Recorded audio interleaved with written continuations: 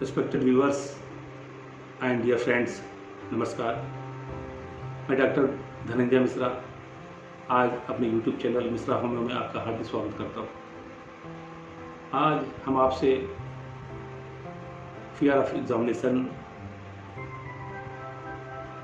फंक के बारे में बात करेंगे। आज के आधुनिक युग में एजुकेशन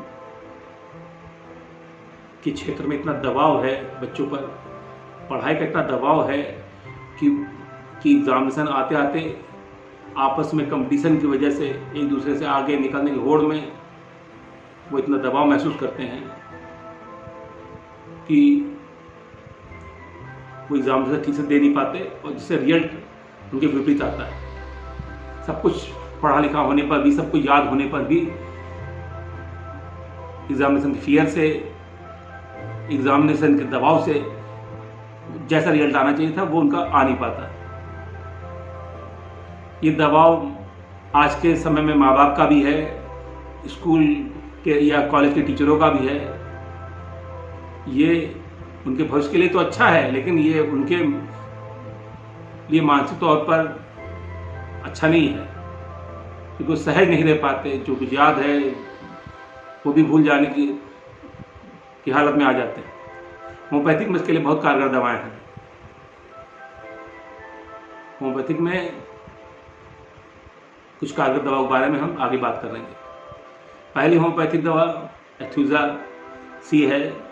एथुजा C30 का उपयोग उन पेशेंटों में किया जा सकता है जो साल भर तो पढ़ाई अच्छी करते हैं, लेकिन एग्जामिनेशन के पहले जब वो दोबारा उस सब्जेक्ट को दोबारा से तैयार कर रहे होते हैं तो उनका ध्यान केंद्रित नहीं हो पाता। वो एग्जामिनेशन के फियर से उनका ध्यान केंद्रित ना होने पर जो पहले का भी पढ़ा है वो जो है वो भूल जाते हैं, और एग्ज़ाम के वक्त भी वो उन पढ़ी हुई चीज़ों को रिकलेक्ट नहीं कर पाते। वो खाली कॉपी छोड़ाते हैं, वो अटेंशन पे नहीं कर पाते कि उनको क्या लिखना है। क्वेश्चन के आंसर में वो क्या लिखना है वो उस पर अटेंशन पे नहीं कर पाते, और उनके स्कैटर्ड थॉट्स जो है उनको ये लिखने भी नहीं देते। तो ऐसे में एथुजासाइन बहुत अच्छी कारगर दवा है। दूसरी उपयोगी दवा अजंतम नाइट्रिकम 30 है। इसका पेशेंट पढ़ने में बहुत अच्छा, बहुत समझदार होता है। साल भर वो बहुत अच्छी तैयारी करता है, लेकिन एंड एग्ज़ाम के वक्त या किसी भी कॉम्पिटिटिव एग्ज़ाम के वक्त उसका पेट खराब हो जाता है, उसको लैट्रिन की हाजत लगती है, उसको पेट में ब्लॉटिंग शुरू हो जाती है, गैस इधर उधर दबाव देने लगती है, जिससे वो एग्ज़ाम के जाने के पहले लैट्रिन की तरफ भागता है। उसको मीठा खाने की हाजत बनती है, उसको मीठा बहुत पसंद आता है। ऐसे पेशेंट मीठा बहुत खाते हैं, लेकिन एंड परीक्षा के वक्त उनमें नर्वसनेस पैदा हो जाती है। ऐसे में ये दवा बहुत उपयोगी है। तीसरी महत्वपूर्ण दवा जर्सीनियम 30 के नाम से जानते हैं। इसका पेशेंट एग्ज़ाम के वक्त बहुत शिथिल होने लगता है, उसके पैर लड़खड़ाने लगते हैं, बीपी लो जैसी स्थिति ऐसे पेशेंट की हो जाती है, मांसपेशियां शिथिल होने लगती हैं, वो निष्क्रिय सा होने लगता है, उसके थॉट डिसअपियर होने लगते हैं, वो घबराहट उसको बढ़ने लगती है। ऐसे में ये दवा बहुत उपयोगी है और बहुत से होम्योपैथ इसको इस्तेमाल भी करते हैं।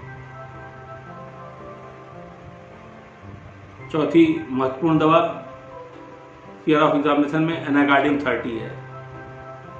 एनाकार्डियम 30 का पेशेंट भी बहुत परिपक्व होता है, समझदार होता है, साल भर तो बहुत अच्छी पढ़ाई करता है, प्रिपेयर करता है, लेकिन एंड परीक्षा के वक्त वो रिकलेक्ट कर पाने की स्थिति में नहीं होता। उसके विचार स्कैटर्ड रहते हैं, वो एक विषय पे फोकस नहीं कर पाता, एक क्वेश्चन पे अटेंशन नहीं दे पाता, जिसके कारण वो अच्छा नहीं लिख पाता। जितना उसका वो तैयार सब्जेक्ट रहता है उसके अकॉर्डिंग वो अच्छा नहीं लिख पाता। तो ऐसे में एनाकार्डी बहुत कारगर है, वो कॉन्फिडेंस बढ़ाती है। तो ये भी बहुत ही उपयोगी दवा है। आशा है हमारे द्वारा दी गई जानकारी आपको पसंद आई होगी और आपके लिए उपयोगी सिद्ध होगी। अच्छे लगने की स्थिति में आपसे ये प्रार्थना है कि आप हमारे वीडियो को सब्सक्राइब करें, लाइक करें, जिससे कि हम आगे अच्छे वीडियो आपके लिए ला सकें। बहुत बहुत धन्यवाद।